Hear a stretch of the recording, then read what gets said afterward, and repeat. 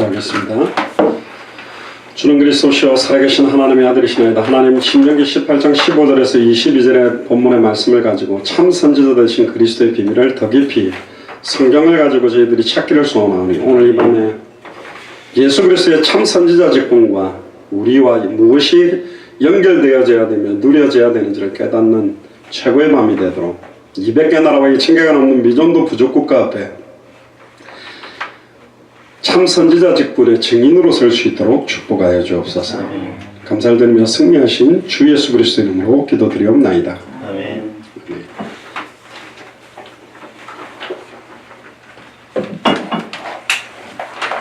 오늘 제목이 참 선지자 되신 그리스도입니다.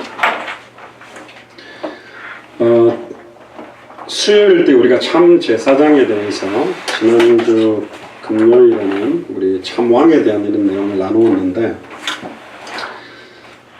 예수를 그리스도로 안다라는 게 참 선지자, 참 제사장, 참왕을 안다라고 그 단어를 안다고 아는 게 사실은 아니에요.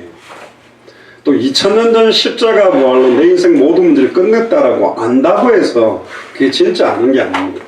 진짜 그렇게 안다면 그렇게 믿어야 되는 거고, 그렇게 믿어지는 것이고, 그 믿음에 따르는 열매가 있는 것이고요. 어떤 상황, 현실 조건도 우리에게 주시는 그 평안과 기쁨을 빼앗을 수가 사실은 없어야 되거든요. 하나님께서 이 오늘 삼중직을 마무리를 하면서 우리 칼빈도 종교개혁할 때 기독교 강요라는 책을 쓰게 되는데, 거기에서도 삼중직분에 대한 굉장한 강조가 시작이 됐는데, 결국 1518년이 지나고 지금 2019년을 맞이하면서 작년이 종교개혁 500주년 그걸 맞이했지만 종교개혁은 의미가 없어요. 요시야도 나중에 나옵니다만은 종교개혁을 해야 될 게 아니고 당대 세계복음화의 언약이 완성되고 이 복음이 모든 족속 천하만민 땅끝에 증거되게 돼야 된다니까. 아무리 교회 사람들을 깨닫게 하고 개혁을 시켜도 불신자에게 복음이 증거되지 않으면 안 되고, 그 종교개혁도 생명동, 말씀동, 제자운동을 위한 개혁이 되어야 되는데 그렇게 안 된 것입니다. 그래서 우리는 종교개혁을 할 게 아니고 당대 세계복음화를 위해서 교회가 세워졌고, 이를 위해 요엘서 2장 28절에 남종이나 여종이나 어린아이나 늙은이나 모든 육체에 성령을 물붓듯이 부어서 꿈을 꾸며 환상을 보며 예언하도록 하나님 만드셨는데, 신비운동하는 분들이 말하는 꿈이 아닙니다. 신비운동이 말하는 환상이 아니에요. 신비운동이 말하는 예언이 아닙니다. 선명한 환상, 선명한 예언, 선명한 꿈을 성경에 담아 놓으셨다니까. 할렐루야. 그게 성경의 복음입니다. 이 성경의 복음을 소유하고 누리면 성경의 전도운동이 일어나게 돼 있고, 성경의 전도운동이 일어나면 성경의 그 다시 오실 그리스도의 시간표가 당겨지는 겁니다. 그게 다 아닙니까? 그렇게 사는 거예요. 뭐가 신앙생활이 그렇게 복잡하고 힘든지 모르겠는데 이게 선명하지 않으니까 힘든 것입니다. 오늘 본문 내용을 한번 전체적으로 같이 나누고, 오늘도 아마 이 참 선지자 직분에서 여러분들에게 주신 큰 음성이 있게 될 줄로 믿습니다. 아멘. 특히 15절에 보세요. 신명기 18장 15절에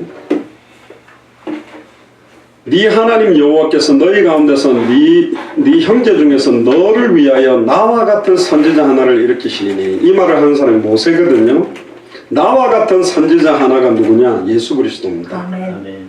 근데 나와 같다라는 표현은 모세와 예수 그리스도가 수준이 같다는 말이 아니라 사람의 몸을 입고 오실 메시아의 언약을 모세가 밝히 증언하는 장면이 이 모습입니다.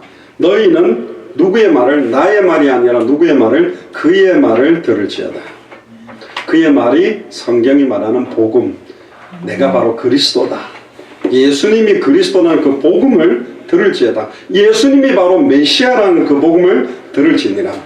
결국은 오늘 본문도 요한복음 20장 31절을 빗대보면 신명기 18장 15절에서 22절을 기록한 목적이 예수께서 그리스도심을 믿게 하려 하며 또 너희로 믿고 그 이름을 힘입어 생명 얻게 하기 위해. 제자훈련을 왜 하죠? 생명운동입니다.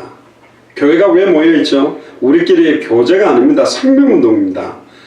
모든 족속 천하만민 땅끝에 생명운동, 말씀운동, 제자운동 하라고 사실은 주신 겁니다.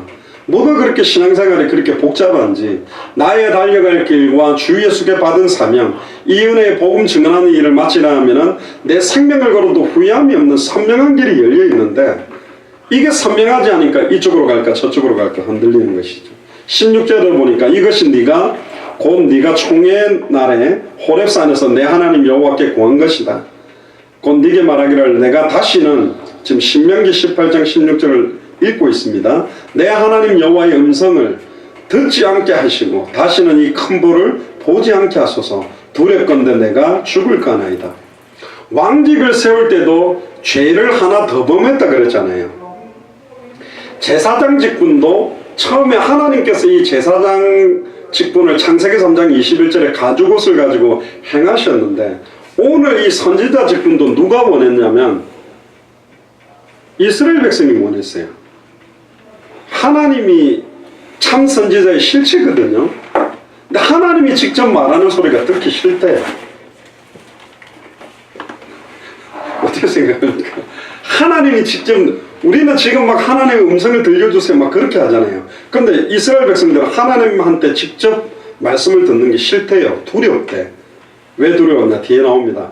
천둥 번개가 막 우레가 내려치니까, 죄를 워낙 많이 저니까 하나님 대면하다가 죽을까봐 직접 말하지 마시고 모세한테 다 말해주고, 모세가 하나님 만나서 들은 소리를 나한테 좀 전해달라, 우리한테. 그래서 만들어진 게 무슨 직분이요? 선지자 직분입니다.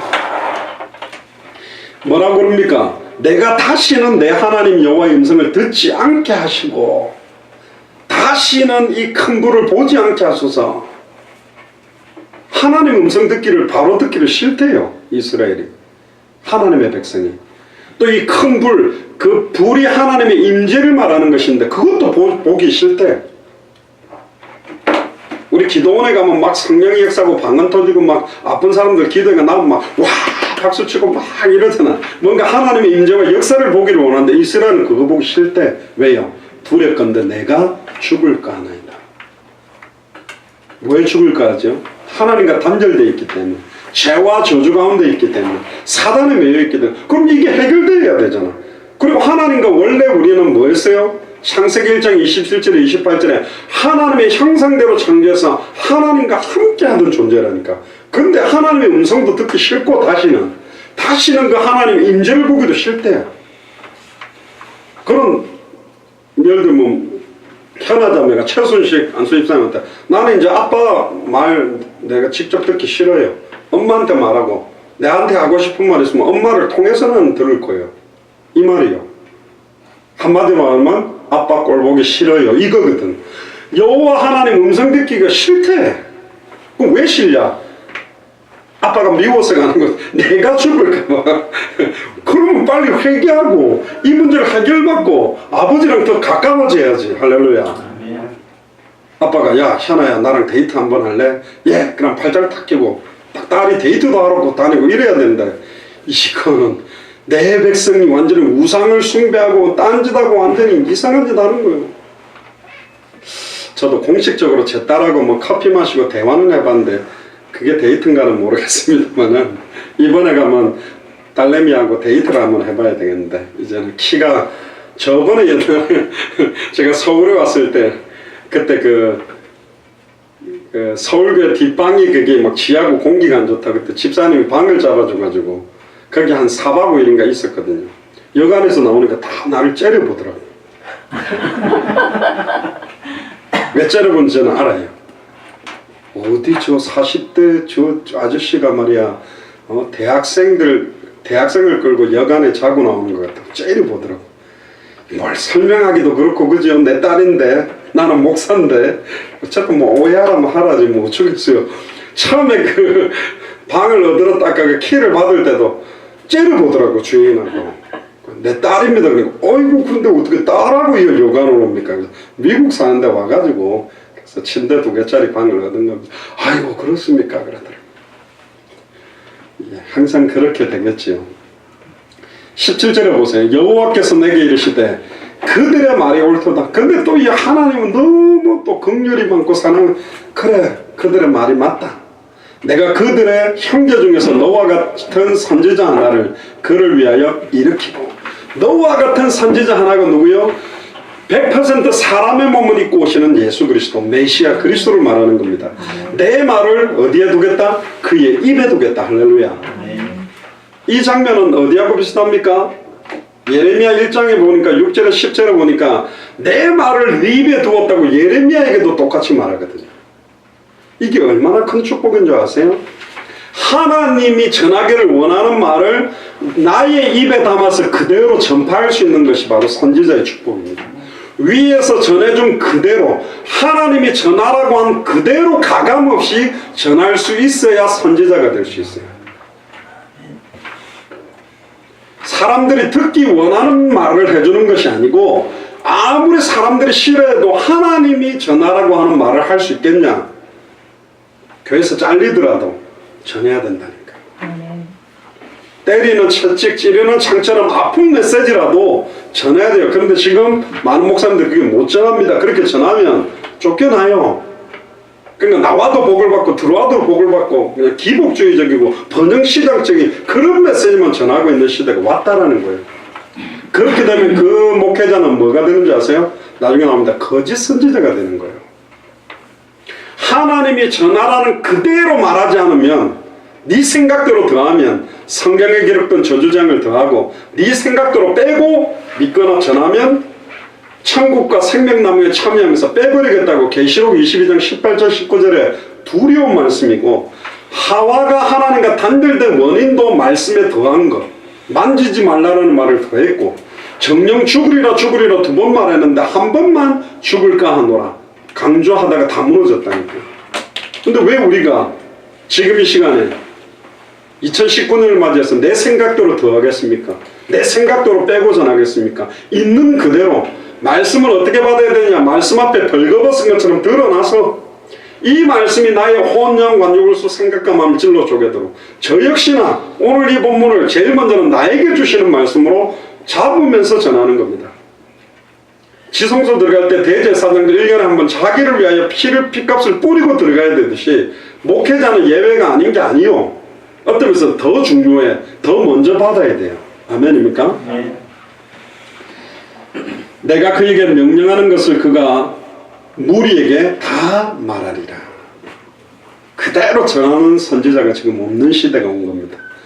누구든지 내 이름으로 전하는 내 말을 듣지 아니하는 자는 내게 벌을 받을 것이요, 만일 어떤 선지자가 내가 전하라고 명령하지 아니한 말을 제 마음대로 내 이름으로 전하든지 다른 신들의 이름으로 말하면 그 선지자는 죽임을 당하리라. 굉장히 두렵죠. 요즘 여러분들 어떻게 생각합니까? 진짜 바른 말 해버리면 살아남을 수 있는 시대입니까? 아닌 거예요. 상명하복 그런 조직, 군대라든가 어떤 조직에서 너무너무 잘못된 명령을 하는데 그걸 거역하면 쫓겨나야 되는데, 그래도 그렇게 말할 수 있겠냐? 그걸 우리에게 요구하는 거예요, 이 시대에. 21절에 네가 마음속으로 이르기를 그 말이 여호와께서 이르신 말씀인지 우리가 어떻게 알리요? 그럼 저게 장영학 목사가 설교 준비가 말하는 건지, 하나님이 오늘 금요 8시 30분에 딱 말씀해라고 주신 건지, 분명히 준비는 목사가 하는데 저게 하나님이 주시는 건지, 저 목사가 자기 의도를 갖고 정리한 건지 어떻게 알 수 있습니까? 22절에 만일 선지자가 있어서 여호와 이름으로 말한 일에 증언도 없고 성취함도 없으면 이는 여호와께서 말씀한 것이 아니다. 그러니까 메시지를 했는데 그 말씀의 성취가 절대로 없고 응답도 안 오고 전도와 생명운동 역사 안 일어나면 그건 여호와의 말 아니라, 이렇게 판단해라고 말했어요. 올해 우리가 원단 메시지 때 예레미야 1장 4절에 10절에 나를 부르셨다. 그리고 예레미야 5장 1절에 우리가 찾아내야 될 한 사람, 특히 우리는 200개 나라와 2000개가 넘는 미전도 부족 국가마다 한 사람씩 찾기를 기도했는데, 지금 가는 나라들, 가는 중요한 도시들마다 이 복음 때문에 뛰려고 하는 사람들이 일어난다면, 성취된다면 이건 저의 말이 아니요, 하나님이 우리한테 준 거라니까. 그래서 저도 그걸 믿습니다. 그 말 제가 그러니까 이제 저희들이 200개 나라와 2000개가 넘는 미전도 부족 국가가 하면 강력하게 저희들이 이야기한 게 뭐냐, 목사님이 어떤 의도를 가지고 설교를 하는 거냐, 성경 자체가 말하고자 하는 것을 전달하고 있는가. 성경 66권의 핵심이 예수가 그리스도인데 어느 본문을 가지고도, 어떤 대상을 가지고도, 어떤 사건을 가지고도 예수가 그리스도이심이 밝히 드러나게 증언한 게 초대교회 메시지. 왜 그렇게 하지 않았느냐? 그렇기 때문에 교회가 무너졌던 거고, 반대로 그렇게 안 하는데 교회가 더 성장됐다면 더 큰 문제다. 잘못되게 성장시켰기 때문에. 이걸 우리가 회개해야 된다. 그래서 초대교회로 돌아가고자 고함은 많이 치지만 초대교회가 전했던, 베드로가 했던 메시지, 바울이 했던 메시지, 아볼로가 프리스길라 아굴라를 만나고 회복했던 메시지, 성전에 있든지 집에 있든지 계속 초대교회 사도와 제자들이 했던 메시지가 어느 본문을 가지고도 예수가 그리스도가 밝히 증언했다. 왜 그렇게 할 수밖에 없냐? 지금도 사단이 역사하기 때문에, 지금도 죄와 저주가 덮고 있고, 지금도 하나님과 단절돼서 육신화되고 세속화되고 있기 때문에 그리스도가 밝히 증언되지 않고는 현장을 변화시킬 수가 없다라는 거예요. 그래서 저희 교회는 날마다 예수가 그리스도라고 억지로 반복하는 게 아닙니다. 저희 교회 설교를 듣고 1년을 버텼다, 둘 중 하나라니까요. 독한 분이거나 한 명 진짜 예수를 그리스도로 알고 믿고 누리기 때문에 그런 거예요. 저 같은 설교를 일반 교회에서 하면 딱 6개월 만에 저는 잘립니다. 저 목사 설교 준비 안 하네. 맨날 본문 갖고 예수는 그리스도로 소리밖에 안 하네. 그럽니다. 그래서 제가 여러분들을 만난 게 복이고요. 선지자가 제 마음대로 한 말이니 그를 두려워하지도 말아라. 그러니까 두려워 안 해야 될 설교가 지금 너무 많아져 버렸어요. 기도원 300용사가 일어나도 1억씩 헌금하는 300명이 일어나서 세계복음하는 성전 건축이다. 그런 메시지는 두려워하지도 말아라. 그건 헌금 안 해도 그건 뭐 아무나하고 관계가 없다. 왜? 하나님이 그런 메시지를 한 적이 없어요. 그건 목사 의도가 너무 동기가 보이는 거라니까. 그게 아닙니다. 구약의 기름 부음 받은 새 직분이 왕제사장 선지자인데, 선지자 직분은 왕제사장과 달리 독특한 면이 하나 있어요. 그게 뭐냐? 왕이나 제사장은 레위 지파가 되거나 그 왕족이 되면 위임받을 수가 있어요. 승계도 될 수 있어요. 그런데 선지자직은 위임받지 않습니다. 아버지가 선지자라서 그 다음 아들이 바로 선지자가 될 수 있냐? 아니요. 하나님이 직접 기름 부어서 불러야만 돼요. 하나님의 말씀이 예레미야에게 임하니라 가라사대처럼 하나님 말씀이 임하는 사람은 선지자가 되는 것입니다. 할렐루야. 즉 성경의 복음이 창세전 영세전에 나 자신의 인생의 해답 응답 결론으로 계시된 사람이 선지자 역할을 할 수 있다는 거예요. 지식을 많이 갖고 있다고 선지자를 하는 게 아닙니다. 이번에 저 춘천에서 만났던 목사님 한 분도 들어갔더니요, 교회가 조그만한데 반 잘라서 반은 예배시고 반은 서재인데 벽으로 책을 다 갖다 하면 3면이 책이요. 그래, 책 많으시네요. 별로 공부 안 했다. 감리교에서 안수 받으시고 합신 쪽으로 오셨는데 거기 만나서 예수가 그리스도 의미인데 이분이 뭐 굉장히 도전받고, 그 윤전도사님이 왔다 갔다 하면서 한마디씩 던졌어요. 목사님 전도는 안 하세요? 뭐 이러면서 춘천 살리셔야죠 그러면서 전도 너무 쉬운 것 같아 이러면서 살살살 이렇게 막 목사님 좀 건드려 놓으셨는데, 만나가지고 그 복음 듣고 자기가 이걸 선명하게 정말 알지 못했는데 일단 제일 이라더라고요. 나도 목사님처럼 그렇게 막 말 좀 잘하면서 확 잘 전하면 좋겠다면서 저기 그러더라고요. 제가 말 잘하는 게 아니고 맨날 이것만 전하기 때문에 저는 전하는 겁니다. 본인이 막 그 그리스도라는 부분, 그래서 제가 훅 찌르려고 하다가 그렇게는 안 했습니다. 근데 이분이 만문을 열고 마태복음 16장에 예수님을 예레미야, 엘리야, 세례요한 선지자 중에 하나라고 전 세계 교회가 4가지 색깔로 가고 있다는 걸 인정하고, 그래서 이 복음 전해도 되고 안 전해도 되고 아니라 이거 안 전하면 춘천 못 살립니다. 윤전도사님하고 진짜 춘천 복음을 위해서 미국 갔다 오면 이 복음을 좀 가지고 같이 현장에 가보자고, 진짜 말씀이 맞는지. 그때는 제가 강단에서 설교하는 식으로 현장 나가기 전에 메시지일 때는 진짜로 강하게 이야기할 겁니다. 한 사람만 있어도 그 도시가 안 망한다 그랬는데, 일단 내용 들어가기 전에 선지자는 히브리어로 2가지가 있는데, 첫 번째는 히브리어로 나비라 그러면 날아다니는 나비라는 이름하고 발음하고 똑같은데 끌어오르는 사람을 선지자라 그럽니다. 그 말은 뭐냐면 히브리 원어 어원에 보면 부글부글 끓다, 거품이 일어난다는 뜻이 나비라는 말입니다. 그래서 우리가 저기 일본에 그 보면 나베 이래가지고 약간 뭐 그 우리로만 샤브샤브 요런 걸 고 발음 비슷하게 그렇게 하기도 하거든요. 입에 거품을 물고 끌어오듯이 하나님의 말씀을 전할 사람이 선지자라고 합니다.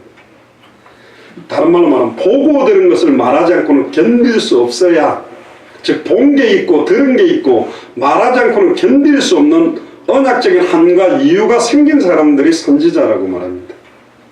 미지근하게 이래도 좋고 저래도 좋고 그분들은 선지자 역할은 아닌 것 같은데, 어쨌든 어원이 끌어오르는 거예요. 막 거품을 무는 거예요. 막 요사 갈렙이 막 모세와 아론이 가나안 땅 못 들어간다는 10명의 정탐꾼 이야기를 듣고 땅에 엎드렸을 때 옷을 찢으면서 들어갈 수 있다, 왜 못 들어갑니까? 하고 막 외칠 수 있는 사람들이 선지자 역할을 할 수 있다고 이야기를 합니다. 통제가 안 되는 막 그냥 발작이나 막 끌어오르는 분노가 아니고, 분노 조절 장애가 아니고, 성령에 의해서 절제되고 하나님이 딱 원하는 속에서 하나님의 마음을 가지고 사실은 사랑하는 마음으로 선언하는 사람들. 나 잘났어, 나만 알아, 내가 이렇게 너희들보다 똑똑해, 너희들은 모르지, 그래서 땡깡 치는 게 아니고 진짜로 그 영혼을 살리고 하나님의 소원과 계획을 전달하기 위해서 증언하는 사람들이 선지자입니다.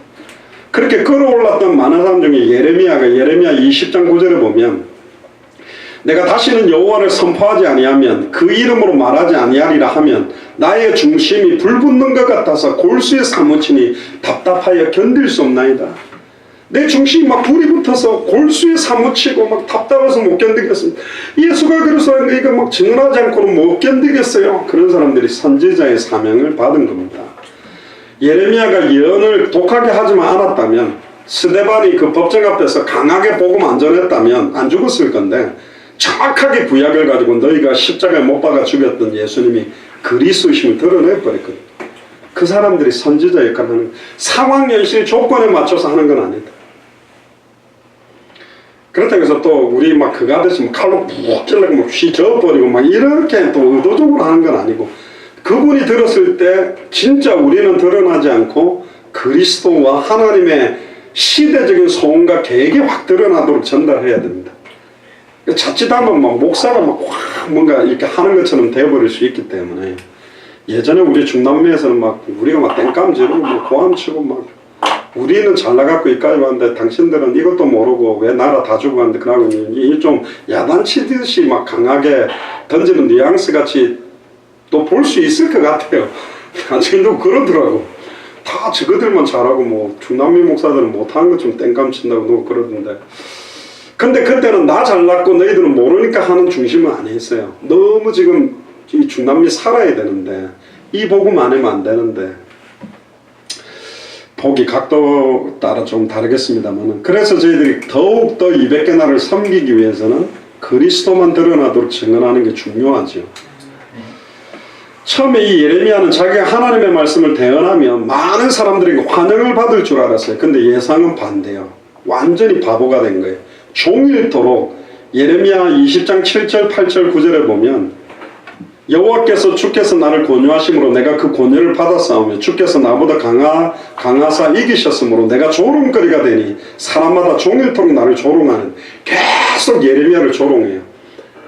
여러분들이요, 정확한 복음 전하면 사람들이 여러분들 조롱합니다. 마라나타 신앙 다시 오실 그리스도 그러면 뭐야 예수님이 다시 오냐고, 뭐 시한부 종말이냐 이런 소리면서 비아냥거립니다. 당대 세계복음만 교회나 봉 좀 시키지, 사람이나 많이 모으지, 돈도 없는 교회가 무슨 당대 세계복음. 근데 우리 교회가 지금까지 걸어온 발자취를 보면 있을 수 없고 할 수 없는 일들을 하나님이 직접 행하게 하셨어요. 그럼 분명하면 그 누가 뭐래도 맞아요. 제가 암만 계산해봐도 성도들이 많거나 경제적 규모가 크거나 어떤 뭔가가 준비돼서 할 수가 없다니까. 저희들이 중남미 가서 그랬습니다. 만약에 우리가 내 교회를 복음시키고 교회 건축을 하고 세계복음화 조건을 갖춰서 나온다면 앞으로 30년 뒤에 또 나는 못 나온다. 하나님은 2000년 전에 다 준비해 놓았다고 그랬다. 근데 아무도 가지 않고 있다. 내 교회를 크게 만들어 놔야 증거가 될 것 같고 큰 건물을 지어야 증거가 될 것 같으니까 현장은 건물이 필요하지 않다는 거예요. 거의 지금까지 거의 저보고 당신 교회 성도들이 몇 명이냐, 당신 어디서 박사학위를 받았냐, 성적은 어땠냐 이런 거 물어본 사람이 없어요. 성경이 말하는 복음 그 앞에 다 인정하고 두 손 들고 하나님의 계획 앞에 자기 남은 생을 드리기로 결단했고 함께 전하자. 그렇게 일어나는 것입니다. 뭐 가지고 가는데 아니라니까. 도리 거꾸로 이야기했습니다. 중남미 지금 목사님들이 또 동남아시아 목사님들, 한국에서 목사님들 많이 왔다. 또 우리나라의 그 유명한 목사님 조모 목사님도 왔다. 제일 큰 교회. 꼭 한국에서 왔다고 하면 그 목사님 교회냐, 순 무슨 교단, 그 정도로 뭐. 그런데 와가지고 들으니까 다 자기 자랑하고 자기 교회 뭐 몇십만 명 모인다, 뭐 경제 이렇다, 뭐 리더십은 이런 자기 소리하고 같이 진짜 성경이 말하는 초대교회가 전했던 세계복음화를 완성할 수 있는 복음의 내용, 실제적으로 예수님의 전도와 사도행전의 전도, 그리고 나는 어디를 향해 뛰어야 되는가, 성경의 그 다시 오실 그리스도, 이거 전해주는 사람들 별로 없었다. 우리 팀이 그것은 너무너무 감사하다. 자기 생명 걸고 이거 전하겠다. 이런 사람들이 지금 가는 나라마다 분명히 있는 걸 확인했습니다. 진짜로. 그래도 낙심할 필요가 없습니다.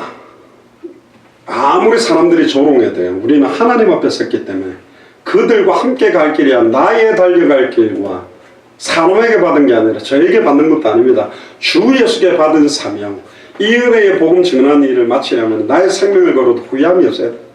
어느 목사님이 어떻다, 어느 교회가 어떻다 이전에 내 삶에 그 말씀 성취와 기도응답 전도 역사가 있냐 말이에요. 옛날에 했다.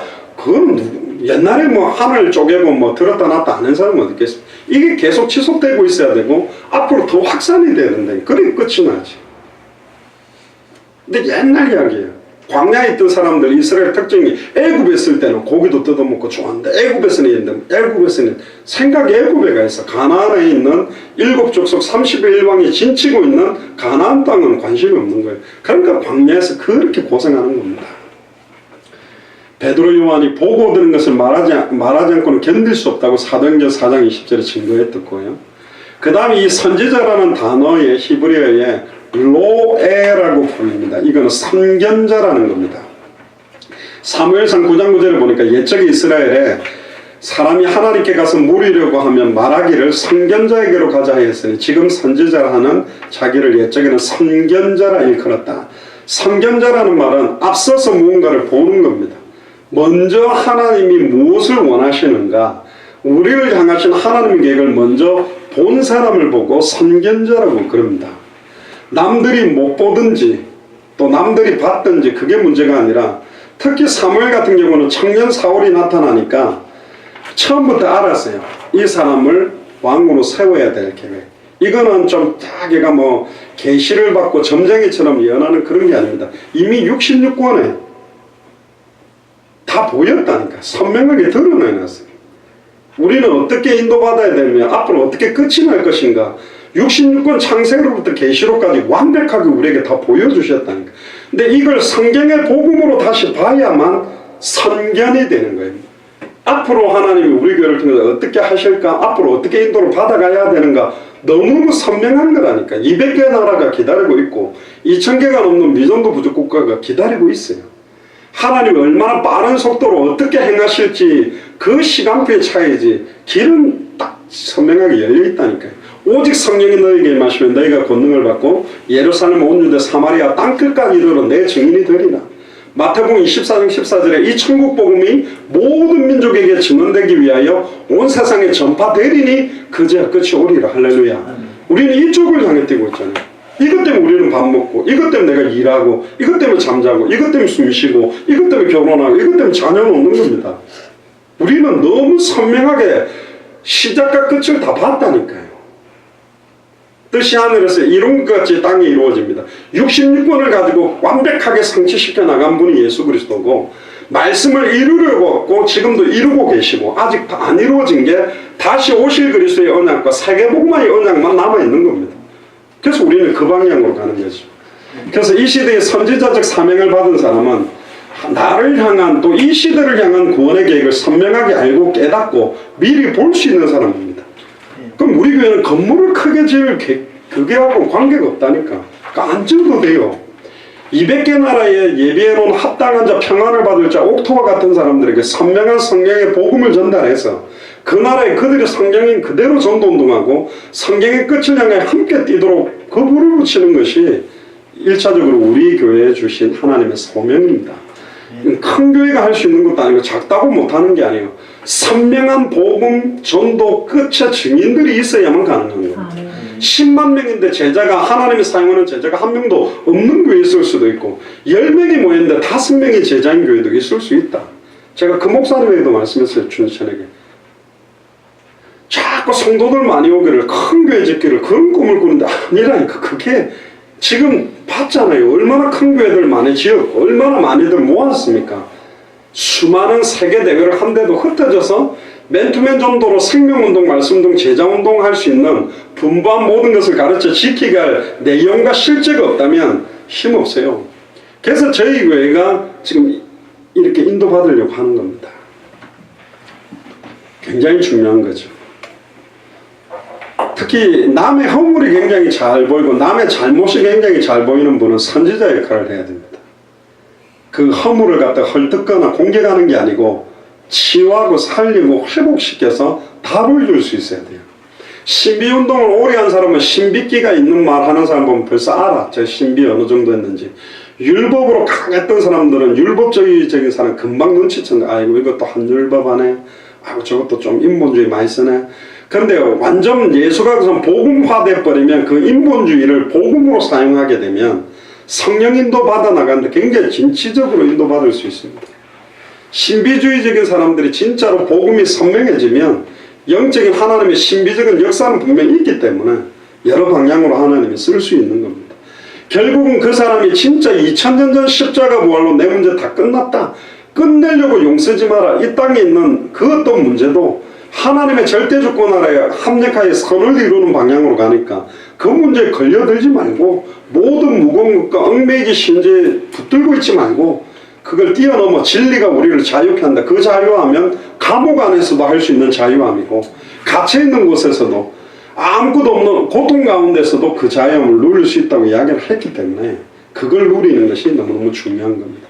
그래서 저희 교회는 어린아이부터 노년까지 선교사로 세우는 그 일을 두고 기도합니다. 앞으로는 이제 선교 현장 나갈 때 우리가 파송 예배를 했는데 단기 선교사로 임명을 해갖고 나가면 좋겠어요. 선교하러 가는 건데 놀러 가지 않잖아요.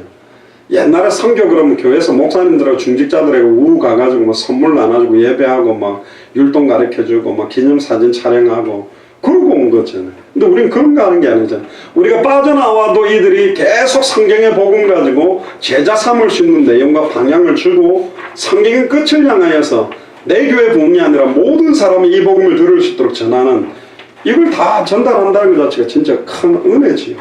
마지막 때에. 결국은 66권의 말씀을 성경의 복음의 눈으로 볼 수 있도록 도와야 됩니다. 그러면 선명해지고 성경에 일어났던 모든 사건들이 성경의 전도 때문에 결국 이 시대의 애굽, 아수르, 바벨론, 로마처럼 이 시대의 로마인 미국과 전 세계를 살리기 위한 결국은 모든 최종적인 끝, 성경의 끝, 다시 오실 그리스도를 향한 그쪽으로 모든 성경의 예언은, 모든 성경의 꿈은, 모든 성경의 환상은 그쪽으로 정확하게 맞아지게 돼 있어요. 그거하고 맞지 않는다. 그거는 잘못된 성경하고 맞지 않는 예언이고 성경하고 맞지 않는 꿈이고 성경하고 맞지 않는 환상이 돼요.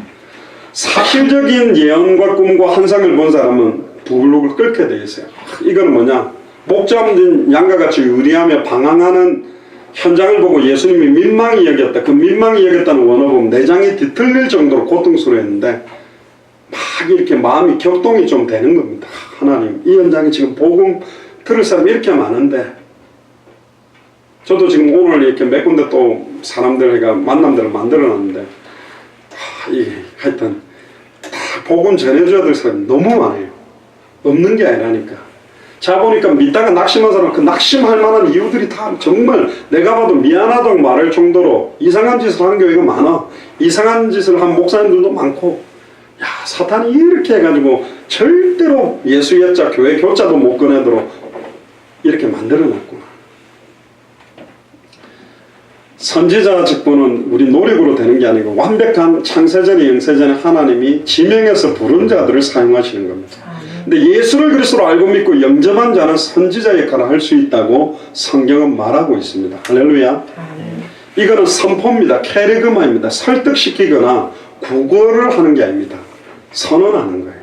2000년 전 십자가와 부활로 하나님 만나는 길이 열렸다. 당신에게 임하는 과거, 현재, 미래 모든 죄와 저주에서 해방받을 길이 열렸다. 당신과 당신 가문을 타고 내려왔던 사탄과 사망의 권세가 깨뜨려지고 승리하는 길이 열렸다. 선언하는 겁니다. 그래서 마지막 때는 요나와 같은 신약에 있는 세례요한처럼 중요한 선지자들은 눈에 보이는 이적과 기적을 거의 안 일으켰어요. 선명한 메시지를 가지고 역할하는 것이 훨씬 마지막 때를 승리케 하는데 너무너무 좋다. 그래서 저희들이 21강이나 33강 내용들을 여러분들이 정리하고 준비하라는 게 뭐냐, 바이엘, 체르니 이런 교재가 없이도요 피아노 잘 치는 사람은 가르쳐 줄 수 있습니다. 그러면 그 사람은 잘 배우지만 그 사람이 또 다른 사람을 가르칠 때는 애매해진다니까, 기준이었기 때문에. 그래서 레시피라는 걸 주는 거예요. 레시피를 가지고 자기가 나중에 어느 정도 하면 첨가도 할 수 있는 거. 그러니까 결국은 우리가 66권 가지고 신학을 안 한 평신도들이 과연 말씀운동 가능하냐, 위험하지 않냐. 그래서 저희들이 가이드라인을 만들어 놓은 겁니다. 나중에 이거 하면 66권을 가지고도 얼마든지 어디를 열어도 예수가 그리스도로 밝히 증언할 수 있게 되는 거죠. 성경 가지고 시작하고 성경 가지고 진행하고 저는 성경 가지고 완성하는 거라고 봅니다. 그래서 더 만들어 달라고 요청이 있었지만 더 만들지 말자, 안 만들어야 된다 그랬어요. 만들면 자꾸 또 저 교재가 뭔가 성경보다도 포커스되면 안 되고, 어떤 목사님 설교에 녹취본이 성경보다 더 강력하게 요구되는 거 틀린 거라니까. 말씀 자체가 살아있어요. 메시지는 말씀을 가지고 목사가 어떤 각도 풀어놓은 이야기지, 잘 깨달아지지 않아도 말씀 자체가 딱 봉독될 때 능력이 어마어마하다고. 이번에 전비경 선교사님도 와가 그러더라고요. 자기는 그때 그 음질 안 좋은 그 네팔 그 설교를 듣는데 람타파 목사님이 막 팍팍 이렇게 막 마이크도 안 되고 막 선언하듯이 읽는데 막 그게 자기한테 팍팍팍 꽂히더래요. 그래서 와, 진짜 말씀만 저렇게 힘있게 딱 읽어가도 막 이게 살아있는데. 그렇습니다. 말씀 자체가 살아있는 거기 때문에 그렇죠. 자, 그러면 오늘 이제 내용들을 정리하고 마무리를 하겠습니다. 구약 성경에 여기 보면 대선지서가 5권이라고 되어 있는데 4권이라고 바꿔 적으시면 좋겠고요. 이사야, 예레미야, 에스겔, 다니엘, 이게 4권의 대선지서고요. 소선지서 12권은 호세아, 요엘, 아모스, 오바댜, 요나, 미가, 나움, 하박국, 스바냐, 학개, 스가랴, 말라기, 그렇게 해서 12권입니다. 그러니까 대선지서, 소선지서. 그러니까 구약 성경은 39권이지만 분류를 굳이 하자면 창세기, 출애굽기, 레위기, 민수기, 신명기, 모세오경은 제사장들에 대한 포커스를 강력하게 이야기하고, 지금 나오는 대선지서, 소선지서는 선지자들에 대한 메시지를 굉장히 강조하고 있고, 열왕기상하, 역대상하, 시편은 왕들에 대한 겁니다. 그 구약 성경도 3가지 직분 포커스로 39권을 기록했어요. 왜? 구약의 핵심이 뭐죠? 오실 메시아. 그래서 수많은 선지자 갖고는 안 돼. 수많은 제사장들 가지고는 안 돼. 수많은 왕들 갖고는 안 돼. 그 수많은 선지자들, 제사장들, 왕들은 다 아담의 후손으로 죄인이기 때문에, 죄인이 일시적인 기름 부음으로 하나님 만난 길을 말하기 때문에 일시적인 말씀이고, 아담의 후손들이 일시적으로 기름 부음 받아 제사를 하기 때문에 양이나 염소의 피로는 일시적인 죄 해결이고 반복적으로 해야 되는 제사가 되는 거죠. 그리고 아담의 후손으로 왕이 되놓으니까 골리앗을 이기고 다윗도 솔로몬도 히스기야도 훌륭한 왕도 있었지만 왜 끝에 다 실수가 있냐? 여자의 후손이 참된 선지자, 참된 제사장, 참된 왕직을 이루어야 메시아 그리스도가 된다. 누구냐? 십자가 죽음과 부활로 승차하신 예수가 바로 그리스도다. 할렐루야. 결국은 이스라엘은 선지자들의 말씀을 듣고도 순종하지 않으므로 또 바벨론의 포로가 됩니다. 그럼 왜 하나님은 선지자를 보내서 말씀을 줍니까? 1번을 봅시다. 선지자를 통한 하나님의 말씀이 하나님을 만날 수 있는, 하나 더 적으세요, 유일한 길이기 때문에 그렇습니다. 다른 거는 안 만나기 때문에. 결국 하나님의 말씀을 이 선지자들에게 전해서 그 선지자를 통해서만 하나님을 만나게 만들어요. 그래서 원래 인간은 하나님과 장벽이 없는 소통을 하며 직접 대화도 나누고 아들과 같이 자랐던 존재가 우리였습니다. 근데 사탄의 미혹을 받아 죄로 말미암아 하나님과 단절된 이후에 하나님을 만날 수 없게 되고 교제가 단절돼 버린 거예요. 그래서 하나님께서 하나님의 백성을 시내산에서 만나 직접 말씀을 주려고 나타나신 겁니다. 그때 막 우레와 번개와 나팔 소리와 산의 연기를 보니까 안 그래도 하나님 별로 안 좋아하고 막 딴짓하던 이 이스라엘 막 놀래 자빠지는 거죠. 갑자기 걸어가다가 천둥번개 치면 우산 들고 가다가 놀래가지고 막 믿는 사람들도 아이고 지금 맞아 못할까 막 이러잖아요. 그러니까 막 두려운 거예요. 아이고 내가 죄가 많은데 어떻게 하나님을 직접 만날까. 그래서 출애굽기 20장 18절 19절에 보니까 우레와 번개와 나팔 소리와 산의 연기를 본지라 그들이 볼 때 떨며 멀리 서서 모세에게 이르되 당신이 우리에게 말씀하소서. 하나님의 직접 말씀을 듣기 싫대 우리가 들으리이다. 하나님이 우리에게 말씀하지 말게 하소서. 모세한테 이렇게 부탁했다. 이상하지 않습니까? 하나님이 우리한테 직접 말하지 못하게 하세요. 우리 죽을 것 같아. 못 듣겠어. 아빠 제발 좀 나에게 말하지 마. 엄마를 통해서 엄마한테 듣고 싶어. 아빠 말 들으면 미칠 것 같아. 나 죽을 이런 소리 하는 거예요. 하나님 마음이 어떻겠어요? 진짜 열받을 것 같아. 이 나쁜 놈들 내가 지었는데 내 아들이라고 지었는데 선지자처럼 제사장처럼 왕의 역할을 하라고 지었는데 이제 내 말을 안 듣고 싶대. 섭섭하죠. 그럼 아버지 나가면 술 먹는 거예요. 언제 그들 나갔더니 이 나쁜 놈들 잘 키워놨더니 아빠 귀한 줄도 모른다면서 맨날 엄마한테 가서 붙어있다면서 시달리죠. 아빠가. 신명기 5장 22절에도 보니까 똑같이 나옵니다. 여호와께서 이 모든 말씀을 산이 불 가운데 구름 가운데 흑암 가운데 큰 음성으로 너희 총에 이르신 후에 더 말씀하지 아니하시고 이제는 그것을 어디다 썼냐? 두 돌판에. 말을 안 듣겠다니까 기록하기 시작했어요. 첫 번째 기록이 십계명으로 두 돌판에 써서 모세한테 딱 지어줍니다. 근데 들고 내려왔더니 우리를 애굽에서 이끌어내는 왕을 만들어 달라 그러니까 아론이 금가락질 다 빼와라 해가 금송아지 만들고 춤춘 거 열받아가 보니까 모세도 성격이 죄송하면 더러워요. 막 깨버렸다니까.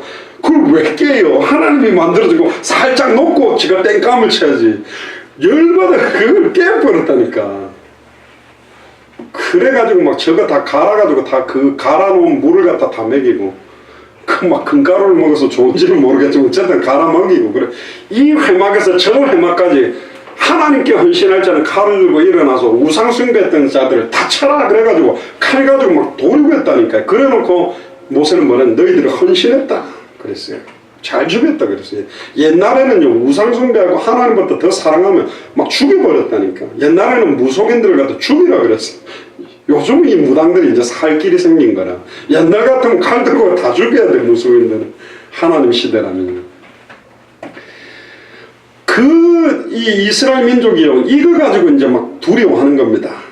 그러니까 25절에 이제 우리가 죽을 까닭이 무엇이니까 이 큰 불이 우리를 삼킬 것이야. 만일 우리가 우리 하나님 여호와의 음성을 다시 들으면 죽을 것이야. 아니 하나님 여호와의 음성을 듣는데 왜 죽어요? 살게 됐는데 말씀 들어야 사는 건데 말씀 들으면 우리가 소생케 되고 새롭게 될 건데 거꾸로 이야기를 해요.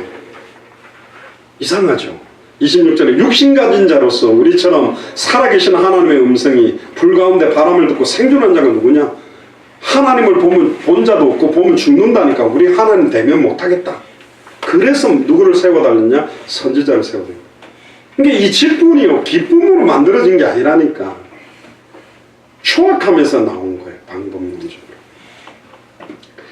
10편 119편 103편에 보면 주의 말씀의 맛이 내게 어찌 그리 단지요 내 입에 꿀보다 더하니이다. 주의 법도로 인하여 내가 명철케 되었으므로 모든 거짓 행위를 미워하나이다. 주의 말씀은 내 발의 등이요 내 길의 빛이니이다. 주님의 말씀 들으면 나에게 빛이 등이 되고 나아갈 캄캄한 미래가 선명해지는 것인데 안 듣겠다는 거예요. 그래서 선지자를 요구한 거라니까요. 그러니까 참 이 직분에 대한 의미가 이상하게 된 거죠. 따라서 백성들은 모세가 대표로 하나님께 나아가 말씀 받아서 그들에게 전해줄 걸 요청합니다. 그런데도 하나님은 또 백성들의 말을 듣고 그들의 말이 옳다 하면서 그때부터 하나님이 직접 이야기 안 하고 모세를 통해 말씀을 전달하게 해서 이스라엘 백성을 만나주신 겁니다. 모세가 죽은 이후에도 하나님은 이스라엘 가운데 선지자를 일으켜서 선지자의 중보를 통해서만 이스라엘의 백성을 만나주시고 하나님의 뜻을 전달하는 게 시작된 것입니다. 두 번째입니다. 하지만 구약의 선지자들도 불완전한 존재입니다. 왜 불완전하죠? 아담의 후손이기 때문에. 사탄에게 종로로 되었고 죄와 저주에 매였고 단절된 상태이기 때문에. 그래서 일시적으로 사용할 수밖에 없는 거예요. 하나님의 말씀을 올바르게 대언하는 선지자들도 있지만 특히 성전과 왕궁 중심으로 하는 주요 권력과 위치를 가진 선지자들 중에는 많은 거짓 선지자들이 있는 거예요. 자기의 포지션을 유지하기 위해 왕들과 왕궁, 성전을 움직이고 있는 제사장들의 입맛에 맞는 예언, 입맛에 맞는 제사, 입맛에 맞는 역할들을 하는 사람들이 많이 일어나게 된 거예요. 특히 일본에 보니까 베델의 늙은 선지자가 유다에서 베델로 와서 여로보암을 꾸짖은 하나님의 사람을 속여서 죽게 만듭니다. 이 내용을 여러분들이 좀 아시는지는 모르겠는데 유다에서 어떤 하나님의 사람이라는 사람이 나와요. 그래가지고 이제 누구죠? 베델의 한 늙은 선지자한테 오는데 절대로 그 누구 집에도 들어가서 음식 먹고 대화하지 마라 그랬는데 이 베델의 한 늙은 선지자가 나중에 성경을 읽어보세요. 시간이 많이 되면 못 읽겠는데 거짓으로 내가 하나님께 기도하니까 우리 집에 들어와서 먹으라고 나는 우리 하나님께 응답 받았다 이렇게 말하는 거예요. 그러니까 이게 하나님의 사람이니까요. 그 말을 믿고 들어가서 음식을 먹은 겁니다. 그런데 죽임을 당하게 돼요.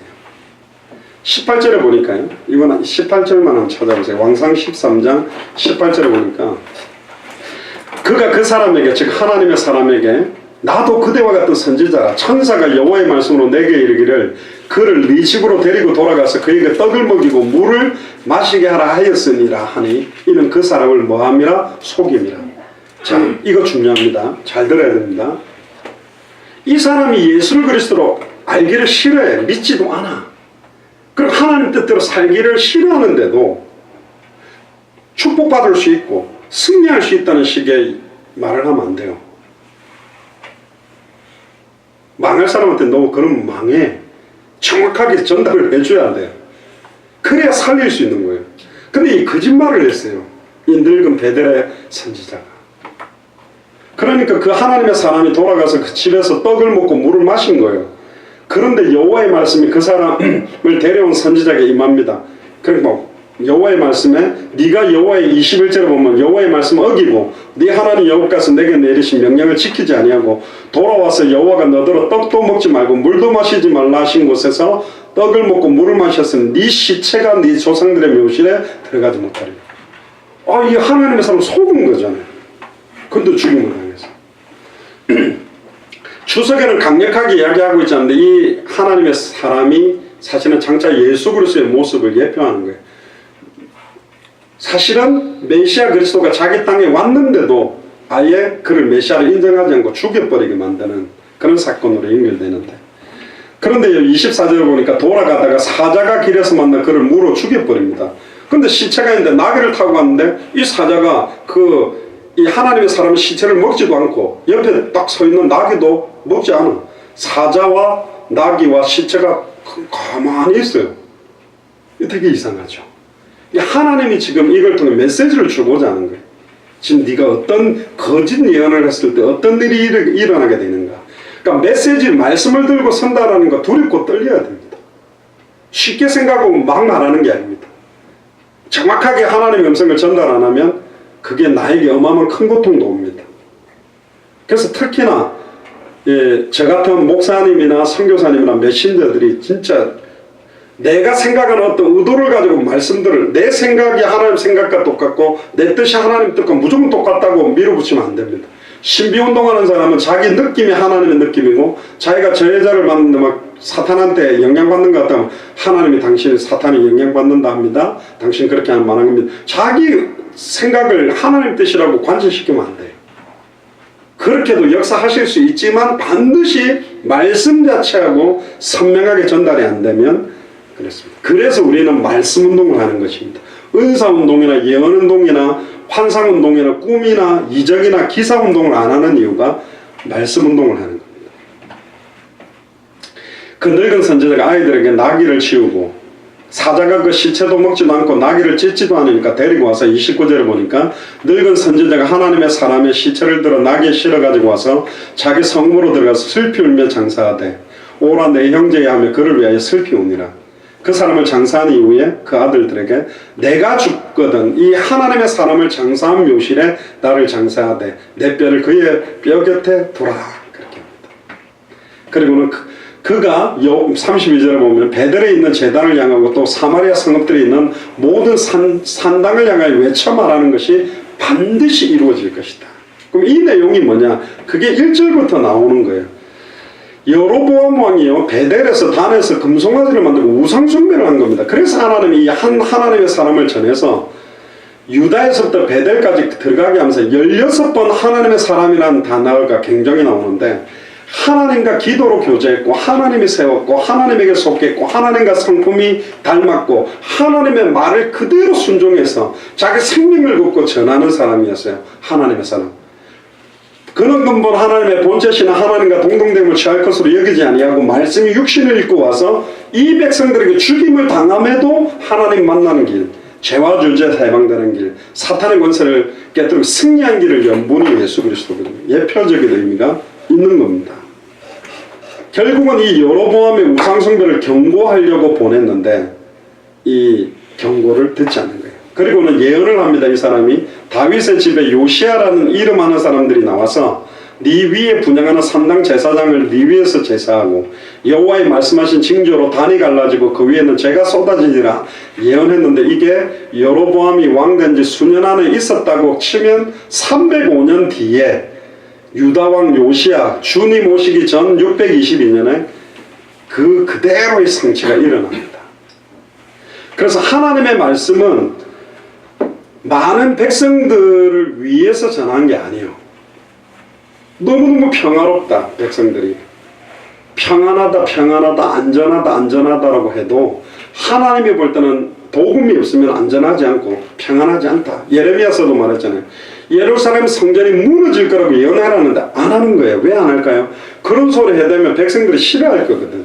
자칫 잘못하면 데모가 일어나 자기를 죽일 것 같으니까 평안하다 평안하다 해주는 거야. 안 된다니까. 그 사람들의 자기 귀에 듣기 좋은 소리를 해달라는 소리 그대로만 메시지를 한다면 기복 설교를 좋아하고 번영 신학적인 설교를 좋아한다고 자꾸 그런 설교만 해주면 그 목회자는 거짓 선지자가 되는 거예요. 또 반대로 자기 생각과 기준과 틀을 가지고 자기 생각대로 메시지를 하고 있는 것도 틀린 겁니다. 그러니까 하나님이 원하는 음성을 대언하는 선지자가 지금 일어나지를 못한 거죠. 그래서 설교의 1차적인 목표는 하나님이 증언하기 원하는 말씀을 가감없이 선명하게 선포하는 것이 너무너무 중요하다.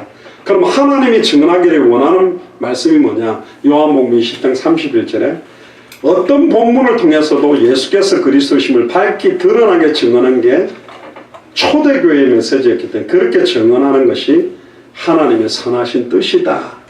그렇게 이야기하는 거죠.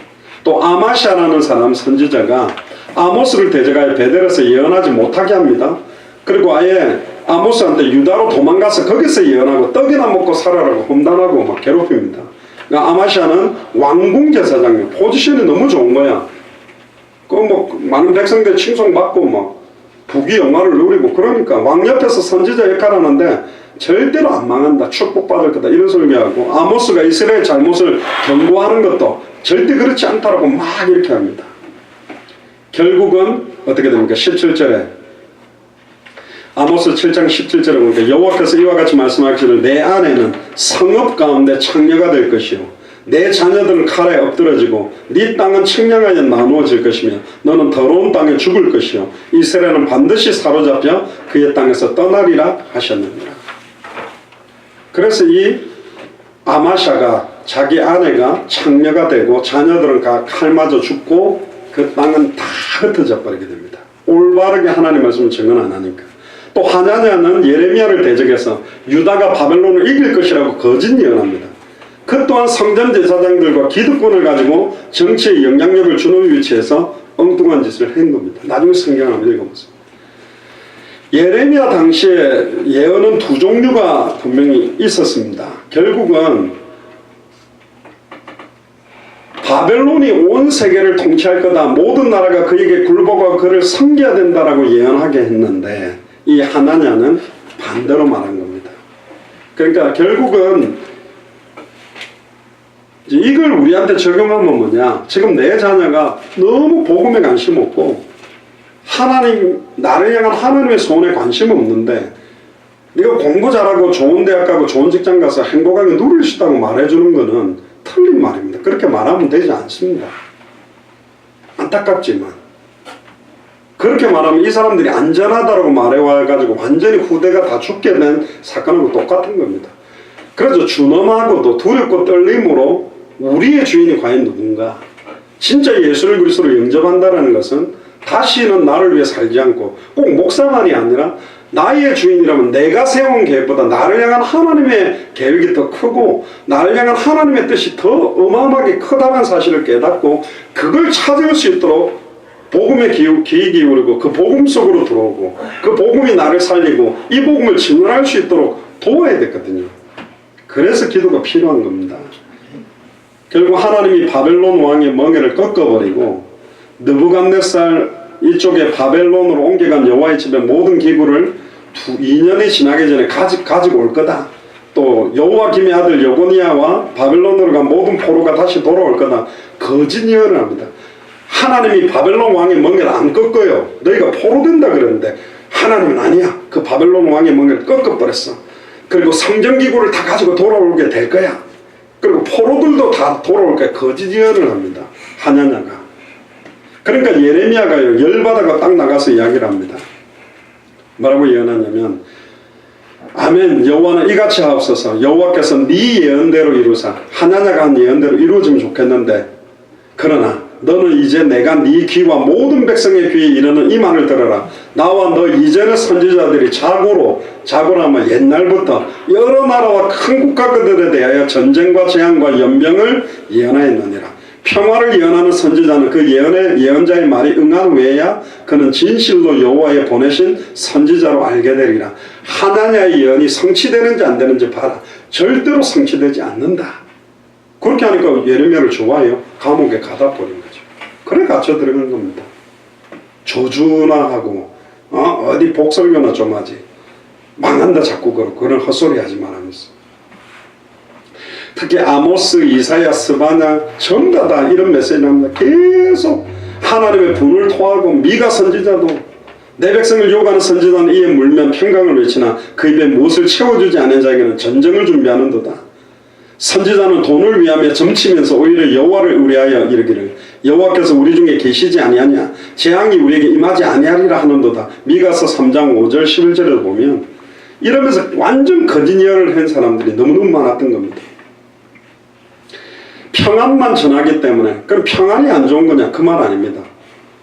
참된 평안을 위해서는 철저하게 하나님 앞에 나의 죄인임을 인정하고 하나님의 공의 앞에 용서받는 참된 제사가 선행되지 않고는 참된 평화가 임할 수 없음을 증언해야 되는데 그 참된 제사가 결국은 2000년 전 예수 그리스도의 단 한 번의 영원한 제사로 단번에 영원히 하나님 만나게 될 것이고 과거 현재 미래 모든 죄와 저주가 영원히 해방될 것이고 사탄의 권세를 깨뜨리고 완전히 승리하게 될 것이라는 그 제사를 바라보고 승리해야 되는데 그걸 전하지 않은 겁니다.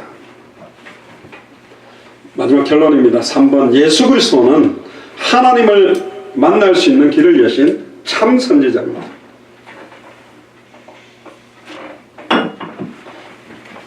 하나님께서 옛적에는 선지자를 통하여 부분적으로 계시했습니다. 그런데 마지막 날에는 선지자가 아니라 참 선지자, 한마디로 그 아들 예수 그리스도를 통해서 최종적인 온전한 말씀을 이미 우리에게 주셨습니다. 그게 뭐냐? 사복음서입니다. 복음을 주신 겁니다. 히브리서 1장 1절 2절에 보니까 옛적의 선지자들을 통하여 여러 부분과 여러 모양으로 우리 조상들에게 말씀하신 하나님이 이 모든 날 마지막에는 아들을 통하여 우리에게 말씀하셨으니 이 아들을 만유의 상속자로 세우시고 또 그로 말미암아 모든 세계를 지으셨다. 두 번째로 예수 그리스도는 단순히 하나님의 말씀을 받아서 일시적으로 그 백성에게 전달하는 선지자가 아닙니다.